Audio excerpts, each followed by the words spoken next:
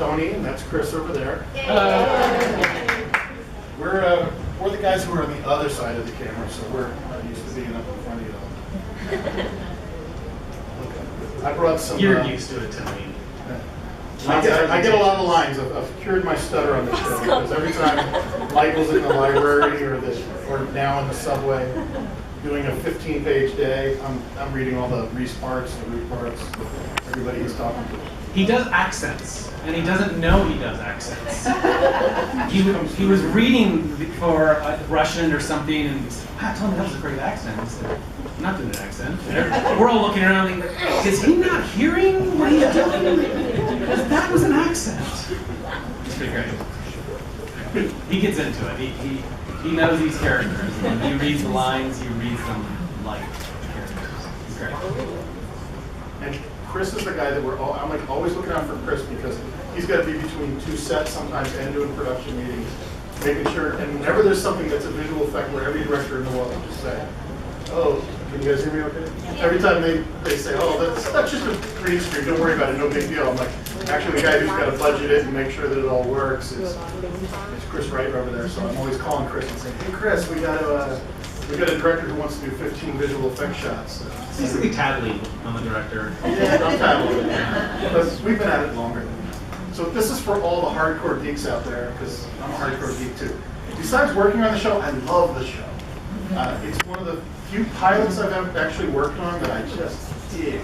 I dug the pilot, and I really love all the actors, and the characters are great, and the writers are so far above. I've left television shows before because the writer just sucked.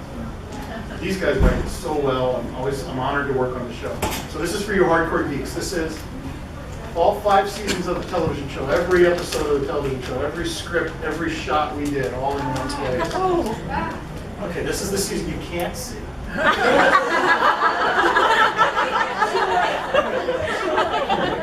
This is the season you can't see.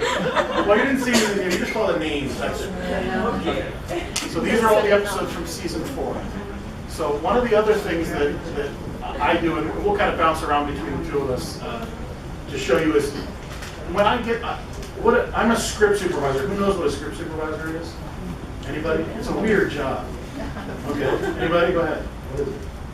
How do you supervise the script? Yeah. The name is implicit in the job description is implicit in that. What I do is I get a script from the writers from Los Angeles, and I break down the script for continuity days, for time of year, day of the week, time of day. I pull out all the props that are in there, and then the continuity days go to the wardrobe department, the continuity breakdown goes to the props department, and they figure out all the props that go in each scene. So if you look at, here's the finale from season 4. So I'll open up the file, and we have a second unit file and a main unit. Here's the main unit file. So each of these little sections, these are just different scenes. Now I can open up any scene and look at what the shots are. So I'll look at this. These are circle take photos. So these are just the representative stills from each scene. So those of you that remember the episode.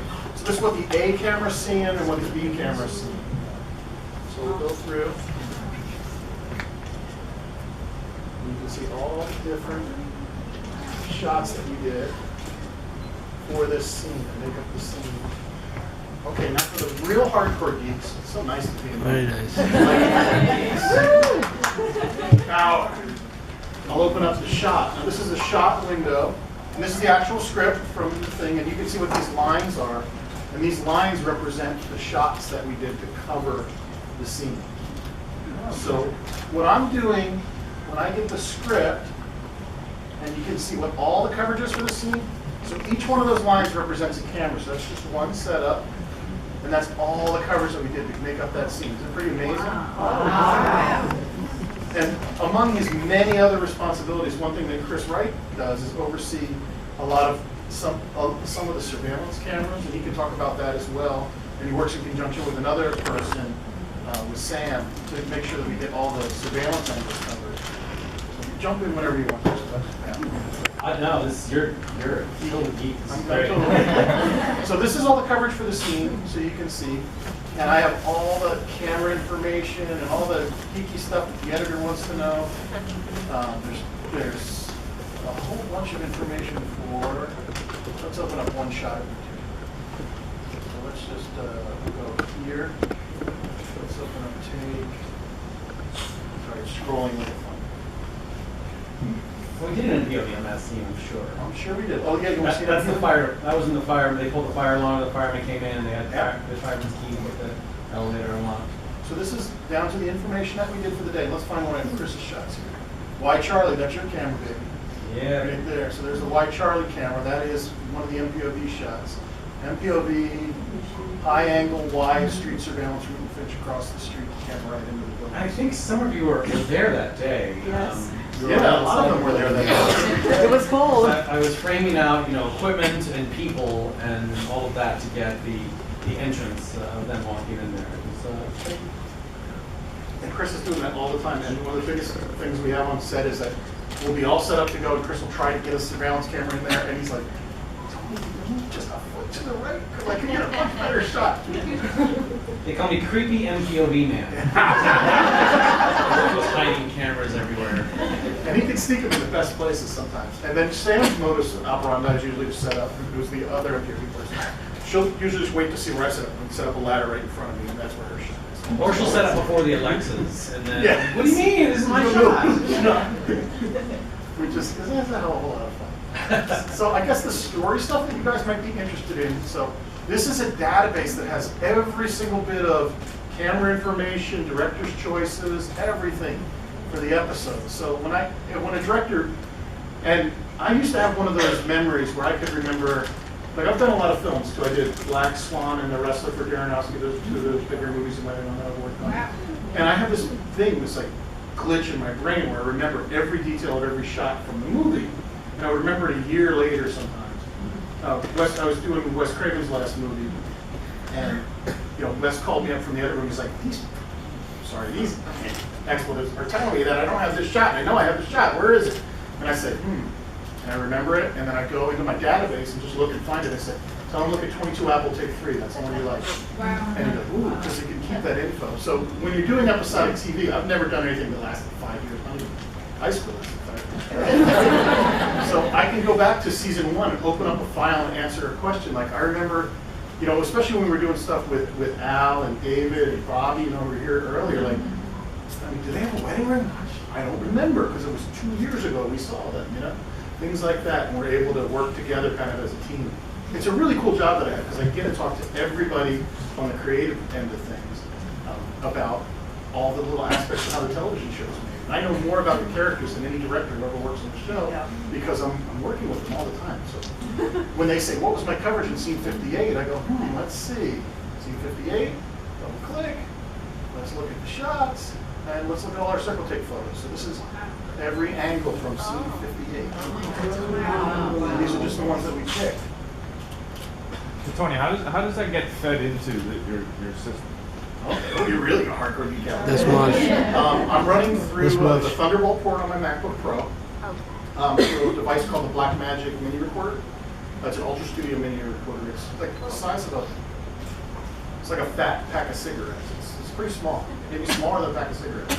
Like 2 9-volt batteries together. But that can run a high-def video feed right into the Mac. And so we run a quad splitter. So I have what we call the Brady Bunch box. So this was a 3-camera setup.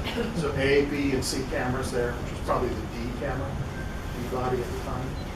And then I'm taking representative stills of moments because one of the things that's changed in television production from early on film production, we used to work with 1 camera, but now I'm working with 2 cameras always. And a lot of times, Chris has a camera, Sam has a camera, and then maybe we'll have a 3rd camera operator on the Alexas, which are the really high-end cameras that we use.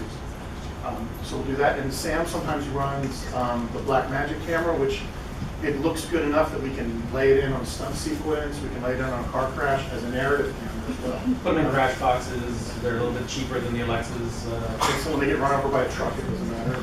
We flip a lot of trucks. I don't know if you guys Do some more. Something that's So that's the scene from the finale. So one of the things that I just wanted to tell you about, because you guys are really into the larger arc of the story, is if I look at my reports, I do something called the long form breakdown. And this is for the finale, so let's just generate this and see what it looks like. I haven't done this in a while.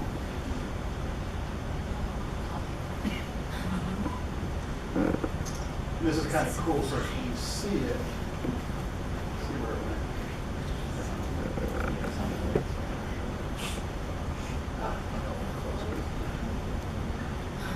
Here it is.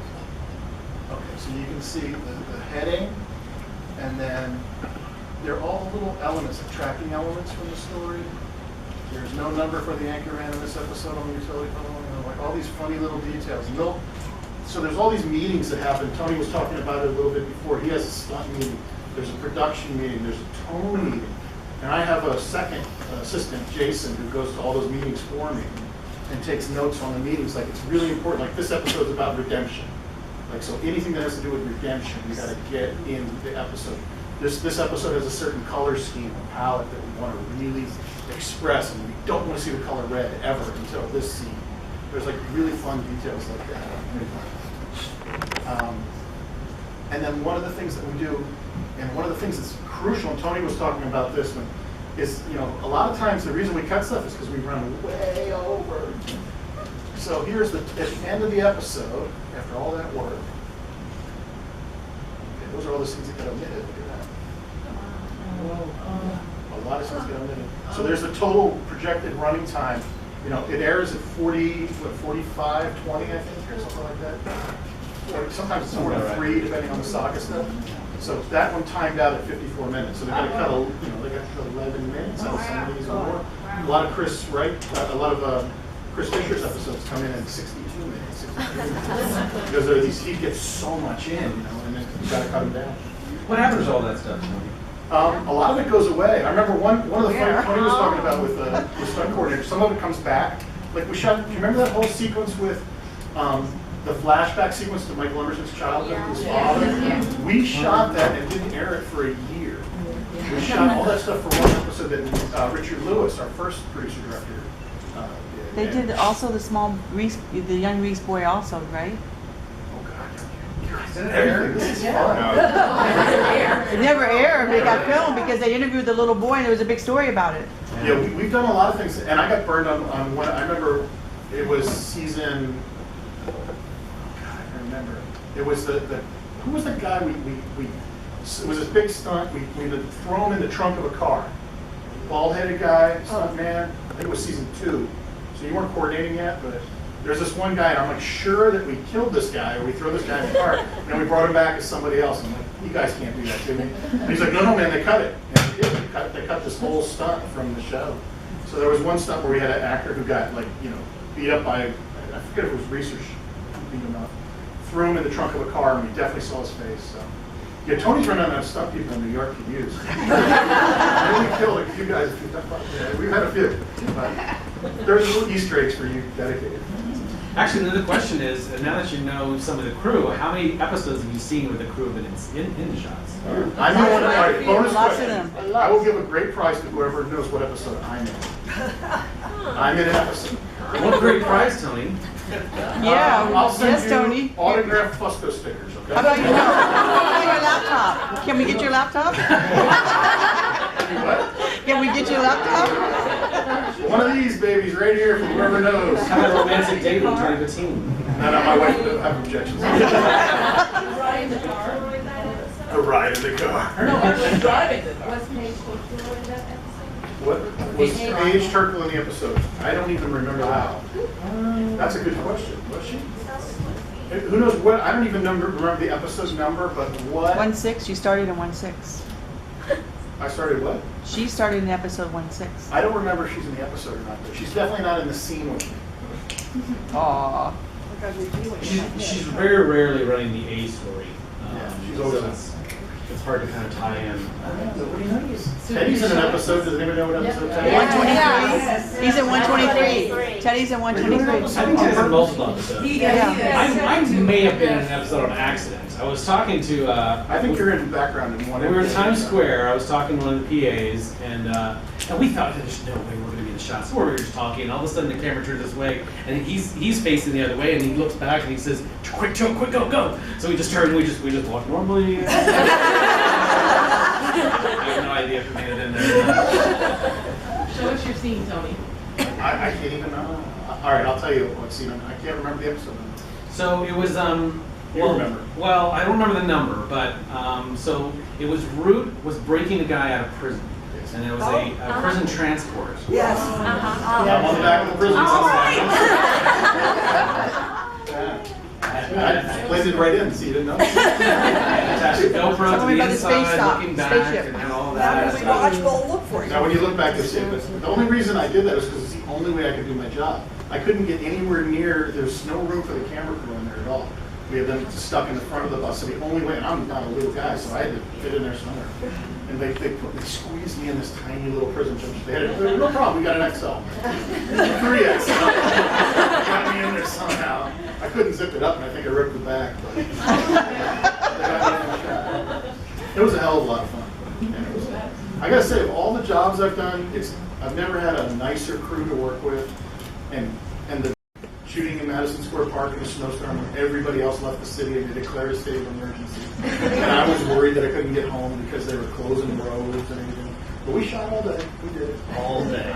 But what a good group of people to work with, really. I mean, Tony's done some of the craziest things I've ever seen. I mean, I still tell people about him jumping off the back of that trailer multiple times, and Jeff has, yeah, that was great, I'll do it again. Do it again. Do it again. You know, in hard sole shoes jumping off the top. They're crazy stuff. But the people, we all look out for each other, and it's really, I've never had a group of folks where we hang out together. It's really a lot of fun. Chris, you want to babble on about something? You guys have questions for us? I have a question. Did you ever reuse like a car flip scene? No, to this save has money? been. We pride ourselves on doing this. Take care, guys. No, we don't do that. Never reused one. We try not to reuse MPOV stuff either. No, the rule is to never use MPOV. Reuse it. It's once it's shot, once it's used, it goes away. It's never done.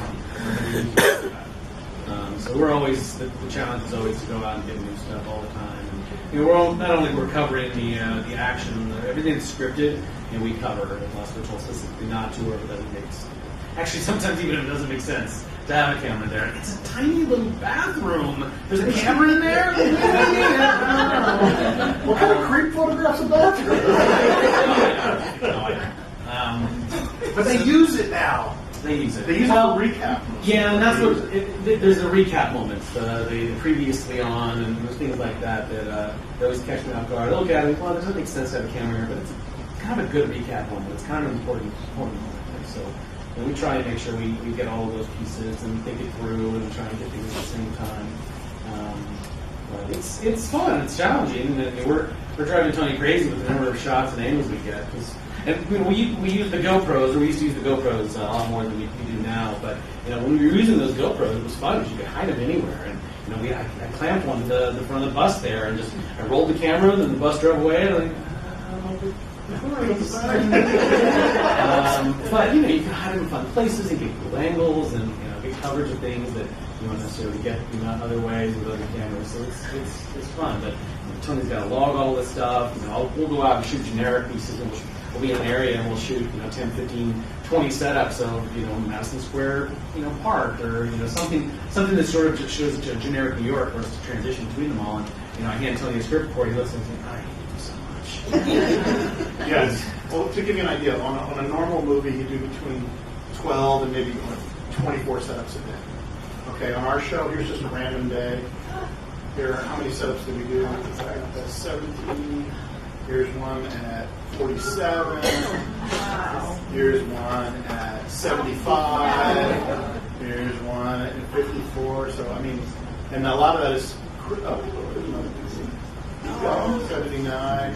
We've done as many as 119. We've had to recreate the software and make it deal with all the coverage that we're doing. So it's like having two camera crews that I don't see all day. So one question, sorry, 76 to 79, all is 49 Delta. Those are all different cameras. 4 cameras. So each camera is its own setup. So that's A, B, and probably Y Charlie and B camera. Tony has a lot of work to do on this show. Well, we all do. Chris does too. Chris is, the other day you were running between 2 units, running. That happens sometimes. That happens rarely. We do tandem episodes. This season is 8-day episodes. We do 9 episodes last year, but it was always the first episode, the first day of the episode and the last day of the episode would overlap with the next one. So we always had 2 tandem days, and so as visual effects supervisor, I'm a department of 1. It's just me on set. But for MPOV, for the surveillance stuff, I also have Samantha Silver who works with me as well. She does surveillance. She does the MPOV stuff, and then she also does specialty cameras, the C300 or crash box cameras, and specialty cameras for specialty shots. Whereas I'm MPOV and visual effects. So when it comes to visual effects, we have Tandem. She goes one unit, I go the other. I look to see which one is supposed to have visual effects. In the case of Friday, it was. It looked like one was going to be the more complicated. One had the more question marks. I better be on that one just in case something comes up. And then sure enough, in the other one, something else came up. And sometimes I'll be able to kind of bounce between units. But in this case, we were both units were on Long Island, but we were just a little bit too far away, and the schedule was all happening at the same time. So we were to bounce back and forth. I definitely have some busy days bouncing around and. Kind of babysitting, watching over, make sure that. But I'll hear a lot of like, "Oh, we'll just fix some posts." I'm sorry, what's that? Someone say my name.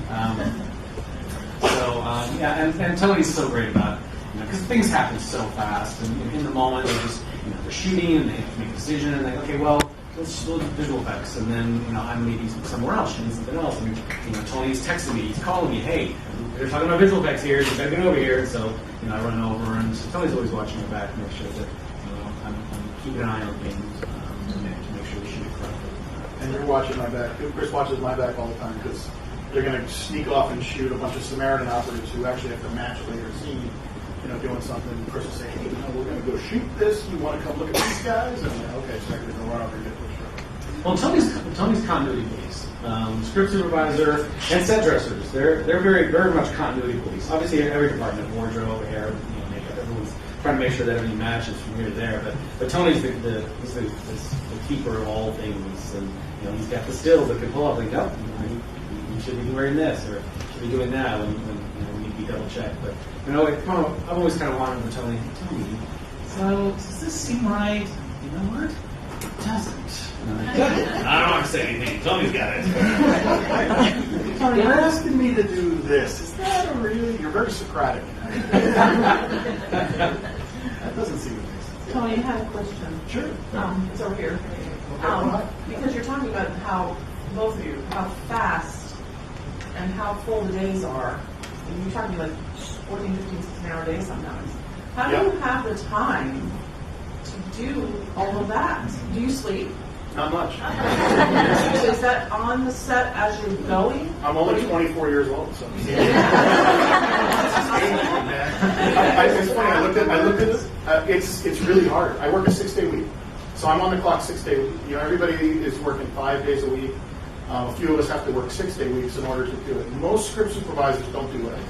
I'm what's called the key script supervisor, which is a position that I invented for this show. And I did it on one other show too. I did it on Mercy, where I do all the script supervision. I do every episode, but sometimes we have simul units, so I can't be in 2 places at once. So I have a person who I've brought up and trained. I've had 3 different people now. Andrea Ulrich, who now does the show Billions. Becky Schwab, who now does, I don't know those Marvel shows. And it's one of them. I can't They just more the Netflix ones here in New York. The Agents of S.H.I.E.L.D. is all Los Angeles. It might be Daredevil. I think it might be Daredevil. And then Jason Folk, who now does, he's been with me for a year and a half, 2 years. 2 years. And they do the production meetings for me. Whatever cleanup work I need to do, they do insert units, because we're packing so much into a season that we're, like Chris said, we have these simul units. So for 2 days we were shooting 2 full crews in different parts of New York, different full episode days with different directors. So I can't be in both those places, and it really sucks, because I want to be there for the actors, I want to be there for the director, but I can't be. And it sucks for Chris too, because sometimes they're doing VFX on 2 episodes. So we do our best. Yeah, it's like no other job I've ever done. And even as full as our days are, we still don't get it home. We still have to set up these insert units to get all the other pieces we need to tell the story. So, it's a lot. This season we've trimmed it down a little bit more. The script's a little bit shorter, which helps. as Tony was pointing out, we're shooting 10 minutes of extra footage that is never going to see air, at least not in that episode. So that also that translates into longer days, long hours, extra days. And so this season they've done a much better job of trimming the scripts down. So there's not as many pages, not as many scenes, and with the exception of this last episode. One out of All of Chris's episodes. So as busy as the days are, and as fast as everything goes, we still need these insert days and days to kind of pick up scenes and pick up little shots and things to help tell a story. And Tony marks what's needed. On the day, he'll say we need this, we need to get this, and he'll log all the inserts that work with the director to get the inserts that need to get shot. And we often owe scenes at the end. We used to owe a scene from the episode we just shot. Yep. I have a question. How much of the script takes on to the episode versus how much the director's in? It is really very much driven by the writer, producer, and the showrunner. I mean, they have a say in everything. And if there's a beat of action in the script, we damn well better shoot it. Or Greg and Jonah will get really mad at us. And that's one of the things. Jonah's called me a couple times. That's really weird. In the middle of the night on a Saturday night, I'll get a call from Jonah. He'll be like, Tony, how come we didn't shoot this beat of action, that beat of action? So the director said we didn't need it. I said, you have my permission to tell them that we need it. If it's on the page, we need it. So we get it. So I would say if it's not on the page, it's not going to be there. There are certain things that certain directors have leeway with. And because the writer's there, if something's not working, they can say, that doesn't work. We need to change that. Or they don't pick up the glass there. They have to pick it up at the end of the scene because of the way the room is. So having the writer there really helps. But I would say it's really a writer's medium. The director says action, cut, and tells them where to put the camera. And talks to the actors about their motivation and where they're coming from. But the action is decided on the page. Yep. I just have a quick question to piggyback on that, actually. So I've seen people be executive producers and then also direct. How do you, I'm speaking about a particular one I'm thinking of, the way that they were executive producers in their job and then the way that they were directors was totally different in terms of they let them go overtime with one, if it was theirs or not. Does that happen often or not? Or is it more of a personality style? Well, it's going to be interesting because Margot, who was the original producer of the show, who hired me. Margot's the only reason I did the show because I love Margot. She hired, and she had some health issues after a couple seasons and had to step down for a while. And now she's back, and she's going to direct one of our episodes this season. Next one. We're very excited for her. We all want to push for her, so it's going to be really funny because she's the one who would come on set. She's a very thin woman, but man, is she scary when she's mad. She'll come on the set and she'll be like, "The trucks are closing in 30 minutes. You better be ready." She's the one who says that, so I don't know how she's going to say that to herself. It'll be interesting. Well, and we were prepping this last episode. She was on there and working with the director, and the director's saying, "I want this and this and this and this," and she, he walks away and she says, "He just wants to shoot a movie every time," and she takes a few steps and stops and says, "I'm going to be like that in a few weeks, all right?" Yeah, it's fun. I guess Fisher's going to have to be the tough guy. Fisher will get the bad cop. Yeah, and he's looking forward to it. Yeah. You guys film in some of the coolest and weirdest locations I've ever seen on TV. Can you talk to us a little bit about how you guys choose locations? Well, we sure don't. I think what they do is they check and see who has the worst bathroom in New York. And we'll go there. What is the air quality just above toxic? That's what we're We've shot some crazy places. That's our location manager. That's Paul Kramer, who goes around and wherever they still let us shoot in New York. He has a great database. He's a really great guy too. I don't know if you got Paul Kramer ever speak to you guys.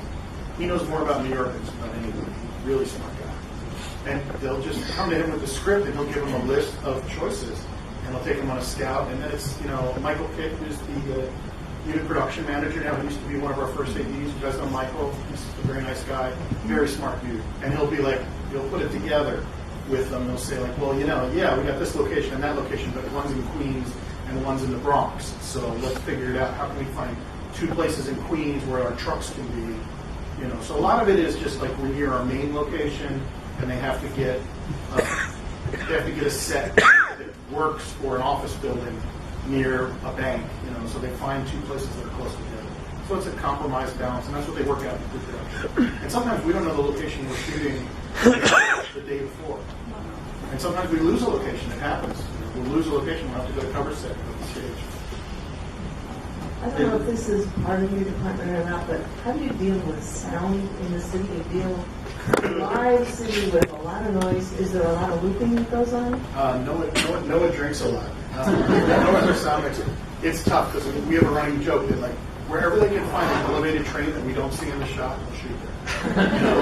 You know? It's tough. They have to loop a lot. And the other thing too is that Jim's character, you know, Reese and Shaw both. They came up with this voice for the character. I mean, they both have kind of normal voices. In fact, Sarah's pretty loud in real life, but her character is like this. So that even during rehearsals, you can't even hear them because they keep their voices really cool, like. And it sounds great on a microphone, but Noah's come up with special lavalier mics to be able to actually record their voices. So he gets sound in places that I didn't think he could. But you know, he gets screwed up too. It's tough. They end up looping a lot. They have to. But if it weren't for Noah, I don't think they'd get nearly as much as they do. But sometimes, you know, when we shot this one scene, remember in season 2, where Taraji's character is worried about her son. They're outside that diner in Queens.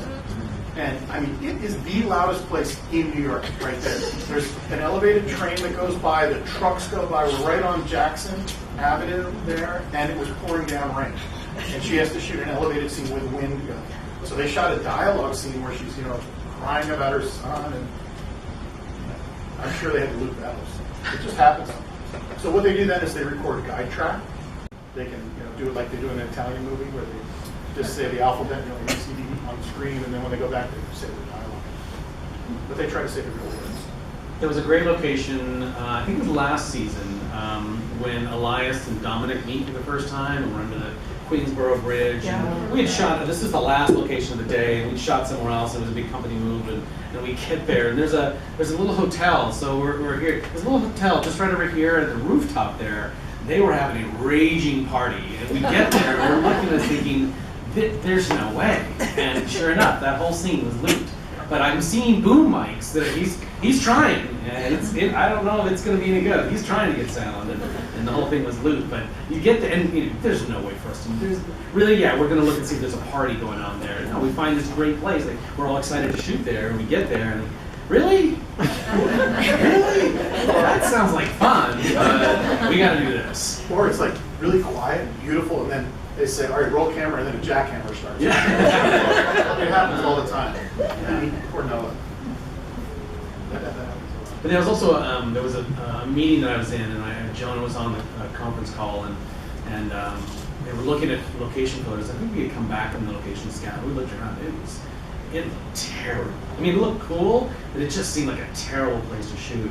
And Jonah was looking at the photos and said, "It's the Paul Kramer special. This is exactly what we wrote, and you found exactly the right thing." So it always looks good on camera, but it's usually terrible for the crew to shoot it. We've had some deuces. We've had locations where there's a 6-foot 2-inch ceiling, and we've got actors who's Yeah. that whole interrogation scene from season 4 with Dominic. And remember that? I mean, the actor who plays, he's 6'4", and that ceiling was 6'2". And there was sprinkler heads hanging down there. You know, so he cut his head open like twice on the sprinkler head. And we had to put foam on it when we weren't looking.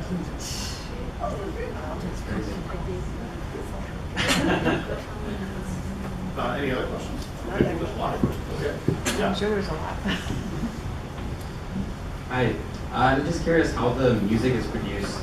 You know, is it written specifically for certain scenes, or is it just sort of a more generic? That's a great question. I mean, I'm not really the one that you might know more about that than I do. There's a guy, I'm forgetting his name right now. Say? Yeah. Yeah, I contacted him. A whole special about it. Yeah, he also wrote the theme for Game of Thrones. Yeah, and we have a music supervisor.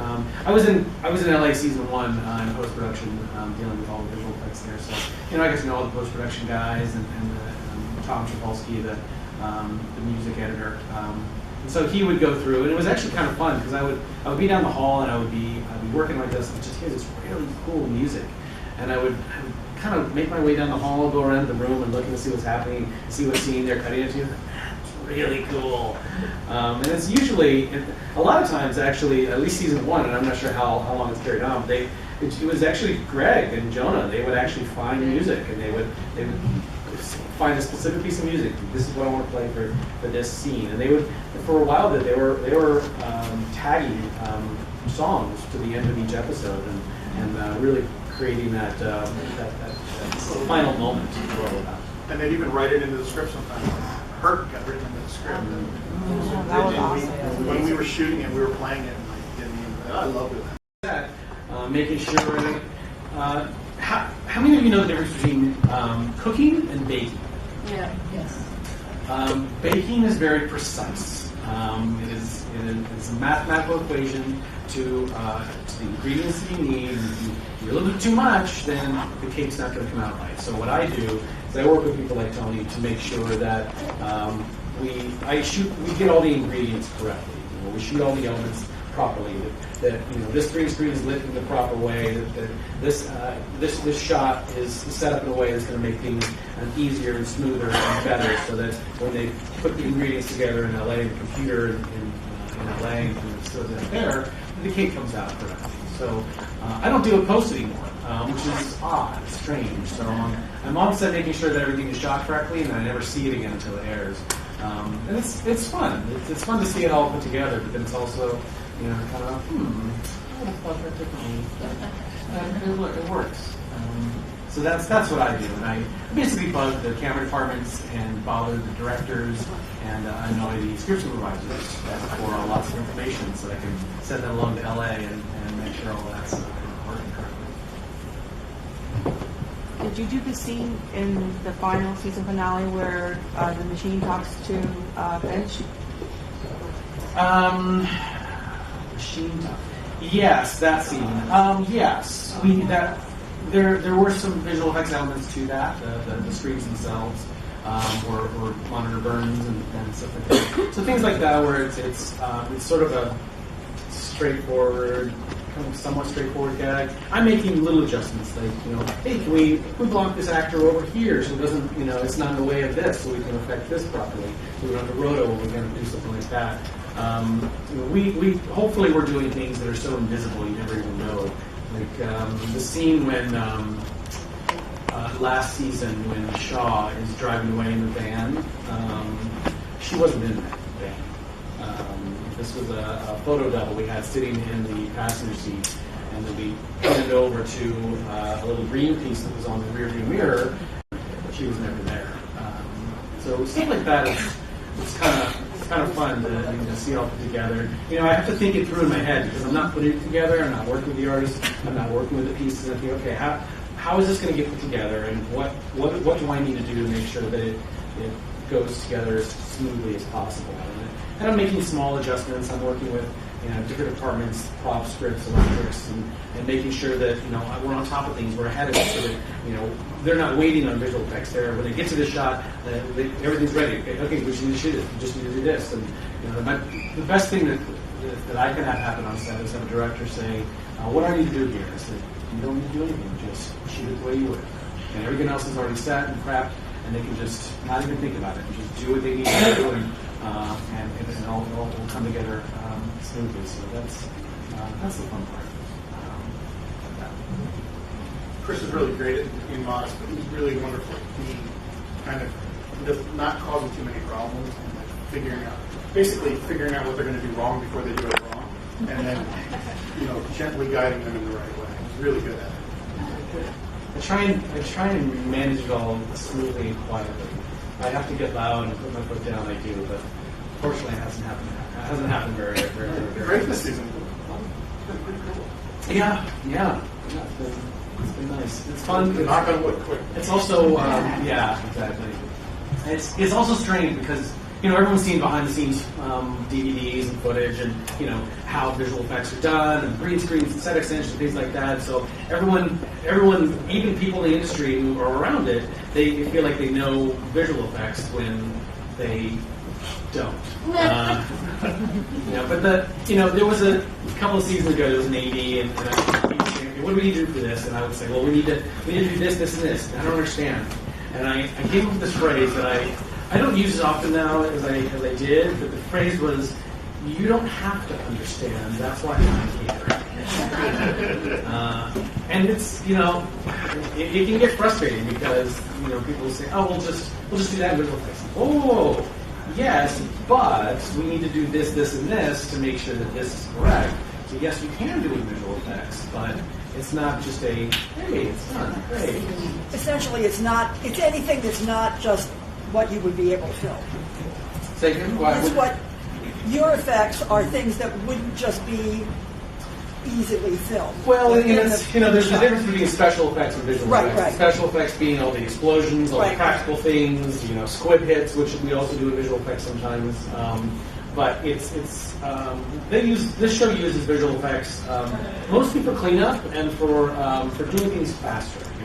They don't want to wait to put a squib on an actor to pop it. So if it's something in the background, we'll just do that in visual effects. Or obviously if it's something that this whole scene is set in St. Petersburg. Well, we're either flying to St. Petersburg or it's going to be visual effects. This is a VFX shot here on the ND camera. It's a wide shot telephone poles. VFX had sparks. Okay. Yeah. VFX had gun and bullet effects. That little big ruby star effect that they do for the that's what I was saying. because they really don't like us shooting guns in the air. Yeah.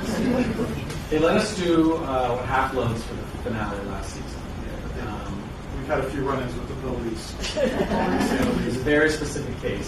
Because we did everything in slow motion for that last scene, so they had shot off half loads, which I'm sure was a lot of fun for the actors. They definitely hold the gun different when it's making that much noise. Yeah. Yes. I just have one question. It may not have anything to do with it, but the only complaint any of us have ever had is the stingy gag reel. Somebody somewhere is sitting on a gold mine. I am. Oh, money. Well, some of it is like, no. I don't have a gag reel, but I give them a gag, like, how much can we say? I don't know. Every time something funny happens, like if the magazine drops out the bottom of a gun, or anything happens, we give it to them. We see more at the crew rap party than you guys will see. It's very embarrassing. Oh, yeah. Some of it's very X-rated. This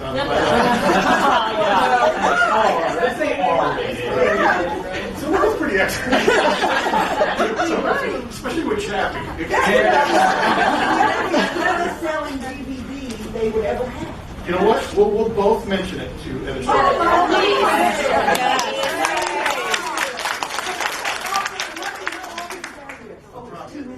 That's the only thing people ever ask me, or they ask about well, the main thing they ask about is bear. Everybody wants to know about bear. This year's bear is really cool. It's very cool.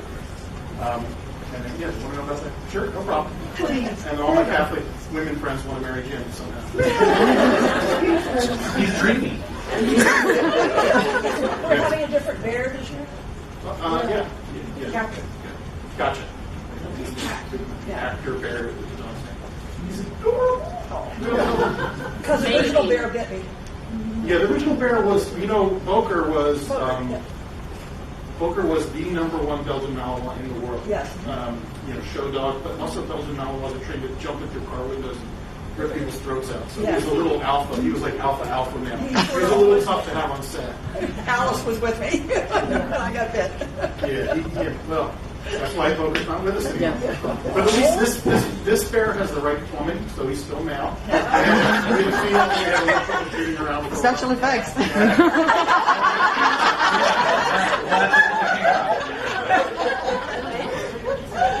All right, I'll tell you one more. Go. Boker provided us with a lot of blooper reels that only show it that only a male dog could provide. Yes. Boker provided those We had to shoot around that a lot. Do you get the script first and then Yeah. we break it down? What is the I gotta process? tell you, that's the hardest. I was thinking when all those guys that we killed were here talking. Who I love dearly. I mean, they're wonderful. Especially Bobby and David. I mean, Bobby and David I've known for years. So I see those guys around. I knew they were killed before they knew they were killed. And it was hard, man. It's really hard. And we've had certain actors who got killed that got brought back. You know, like at the last second they cut the kill scene out, and they just liked them so much they brought them back. So I know before. Yeah, I get. This is more inside baseball stuff, but you guys like this. I don't know. What draft do you start? Did you start getting at the in-house? Yeah. Okay, so some of us that are department heads will get the in-house draft, which is the first draft that comes around. There's actually one before that doesn't even have scene numbers on it yet that we don't get. But we'll get the in-house draft, and then there's the studio network draft, the production draft. Then you get the blue and the pink and all the colored different drafts. And sometimes we'll have 7 or 8 revisions for each script. So we have to get those scripts as early as possible. And one of the nice things they're doing this year is they're really getting us a jump. By the time we finish one episode, we've got the script for 2 episodes of one already. So we have to be breaking down the next episode. So you already know what's in episode 100? I'm up to, right now, up to 509. I just broke down 509 yesterday. Which one's 100th episode? 510. 510? 510 to 100. I do know what's in it, in theory, but I haven't read it yet. And it's awesome. I got to tell you, as a fan of the show, this season pays off so big. You guys are going to love it.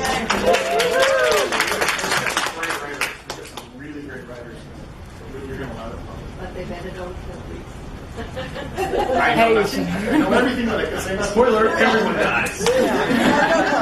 So after you get the script, what's the process after that? I get the script. Chris gets the script. Mark Sear will get the script. He does the all the screen graphics and everything, all the computer stuff that makes the show look so good. It's amazing how much of it we can shoot practically. We used to have to shoot a lot of things with VFX, but Mark really tries to jump ahead.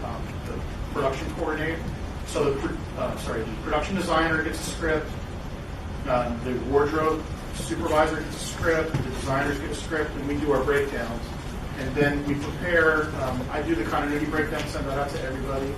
Those people that need the continuity information, like what Chris does, he goes through and finds all the. Well, you can talk about it. I read it to see what's happening. And they tell me what can be done practically and what needs to be visual effects, and I figure out how to do it. And there's a story area that comes out before that, an outline, and then the script. So that's how Tony already. The script isn't out for 10, but the story area is out, the outline is out. So that's how we know what's going on. I usually wait. I like to wait until I can actually just read the script. So in the outlines, they break it down. They say, and this person will say something like this. And I want to read the dialogue. I want to read the script. I want to actually experience the story for the first time. So I wait until an in-house comes out before I read it through. Me too, just for time's sake too. I'd love to read every single thing, but because I'm shooting a 14-hour day, and I'm there an hour after we're done too doing paper. So yeah. And things change. They change things a lot. You don't watch the show when it airs? Not when it airs. I watch it ahead of time. I DVR it, and they give me DVDs, and we watch dailies on DAX, something called DAX. So we have like an online way. So watching them online sucks. It's not very satisfying for me. I prefer to watch the episode. I like to watch it on the DVD if I can. I like to watch it in HD, sometimes see what you shot in the highest quality possible. It's pretty cool. We all have good TV. Yeah, but we have to watch it because I have to see what got cut out. Plus, I want to see how they solve some problems that we have. They're pretty ingenious about doing it. I use it as an MPOV drinking game. I think this shot that I really got, and here it comes. They didn't use it!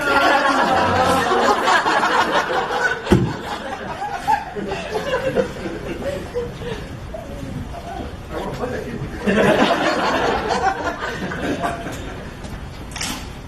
What else do you want to know? Dirt? What do you want to know? What things do you want to know? Pranks?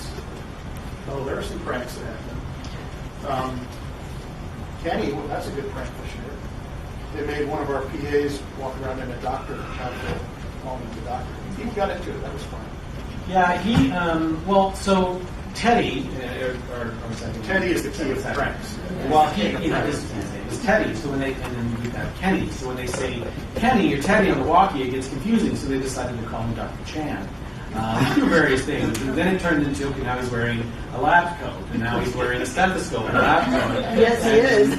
And now they Dr. Chan, we need medicine on set, and it's Altoids, reference. It got a little nuts. Yeah, but he still answers Dr. Chan. There's a great picture of our DP circulating around. Somebody got a picture of him sleeping in a chair. Death by network TV. We've stuck a few funnies in there. We sneak some funny stuff in on Fusco's desk if you're really looking at this. We do little Easter eggs every once in a while. There's stuff in there. I don't even know. Yeah, there's stuff you don't even know. Yeah. There's funny things. There's funny things in there, like for instance, in the precinct. Do you remember in the pilot, the guy who Fusco kills? The Reese kills and Fusco has to bury him? There's still a poster up there saying, missing. You can see it. It's great. We get it in the shot sometimes. It's good fun. There's little Easter eggs in there all the time. Grace found it. Everything. But we shot it forever. It's still in there. There's funny little doubling, like where the set where we shoot Professor Whisper's office. It Finch's alter ego from season 4. That's actually hidden inside the precinct. But you would never know it, but it's right in the precinct. Yeah. There's all kinds of cool little things like that. What's the subway like? It's the cool set I've ever been on. I love that set. Next to the Westworld set, it's the cool set. It's really cool. They actually modeled it after, what's this? It's the abandoned subway station downtown. Iverson. Well, the train doesn't match what that, and they did a great job. The train itself doesn't 100% match what the trains of that period do, but they did a really good job of dummying it up. That's a great set. Only a few folks have ever been allowed on that one. It's a cool set. Yeah. Does it have different rooms other than what we've seen so far, or is that it? Like there's inside the train, and then just like you put a desk outside. I was just wondering if there's like I got other to nooks consult with and my crannies. attorney on this one. There's a new room. There's a new room. That's all we'll say. Okay. There's lots of cool surprises on that set. There's 2 new rooms. Two new rooms. Yes. Wow. That's exciting. Can't wait to see that. It's pretty cool. It's cute. It's cute, actually. Yeah. I'll never know. You're gonna Special creators. Okay. Any other questions? Any more questions? How long does it take to film one episode? This season, in theory, well, we're on day 9 of 7. We like to say. They're supposed to be 7-day episodes, but really they're 8 or 9. And last season they were 9 or 10. We cut our budget back a little bit so we could do more with less. But we're pretty good at doing it. By cutting some pages out of the script that just got wasted, they're doing a better job. But with it's 8 days of shooting with a full crew, and then there's a full insert unit day, sometimes more. And then sometimes a scene will linger. Like we have a scene that we need to shoot from the 508 still. Sometimes they'll linger. How big is the crew, total crew, that stays in New York? I go about 320, 6'2". I saw what you meant. We're pretty big because we have to have 2 full crews sometimes. How many got total? 80 to 100? Yeah, and that's just the people on set. And there's all the art department people that build the sets. There are a lot of people there. No people in Los Angeles that we don't ever see. There's a whole post-production team there that Chris gets to talk to, but most of us don't. Noah talks to him a little bit. I talk to the assistant editors and the editors every once in a while. When he says like talk to them, it's more them calling me saying, "What the hell were you thinking?" Yeah. I don't know. Didn't know. Yeah, we used to say we're getting a call from the air-conditioned splendor of Los Angeles. And we're knee-deep in snow, and they're complaining that the slates are hard to read. Yeah, because it's snowing and raining. But it's a huge difference because when I was in LA, I was the guy looking at stuff saying, "Why didn't he just do this? Why didn't he just do that?" And I get to New York and think, "Oh, that's why I didn't do that. Actually, on that Shaw mirror shot, I got a call from my boss, from Jay Worth, and he said, hey, so why didn't we keep the mirror in there so we get the reflections and all that? I said, well, let me tell you why. Because the prop person who was bringing it there drove the van into the side of a building and broke the mirror. We put green in there. He said, okay, that's it. That's a good reason. That's a good reason. That explains it. But yeah, you see that stuff, and I was the guy. I would see this stuff in LA, and why didn't they just do this? And I get here, and this is insane. That's why I didn't do that. This is nuts. I'm surprised we were able to do the stuff we do. It's the attention to detail in the show, based on, you know, it's chaos. It's juggling fine china in the middle of a tornado. It's absolutely insane what this crew is able to do. The professionalism of everyone trying as hard as they can to do their job as quickly as they can, as efficiently as they can, while everyone else is trying to do their job, and sometimes it conflicts, and yet we're able to do it harmoniously. It's impressive. The crew is pretty impressive. It shows in the end product, though. That's the thing. Yeah, I think so. Yeah. Yeah. I think, you know, I'd say most of the crew probably hasn't seen our show very often, but the one thing they know about this show is that it's good, and it's worth it. And you know, Ron Baldwin, our 8-camera operator, he's so much experience. He's been in LA. He's from LA. You know, he shot single camera, sitcoms and things like that. And he says, you know, as crazy as this show is, and as frustrating as it gets, he still would rather do this than any of those other shows, because he's able to do things that he's proud of. And that's what I think. That's what everyone on board is. Yeah, and you know, it's a grind, and it beats you down, you know, for a full season, and yet everyone keeps coming back because it's so rewarding to be proud of something you're working on. You could work the same hours, maybe a little less hours, work a little less hard, make a little less money, have a little more of a life on other shows, but this is something important, something worthwhile, and something everyone's proud of. So it keeps everyone.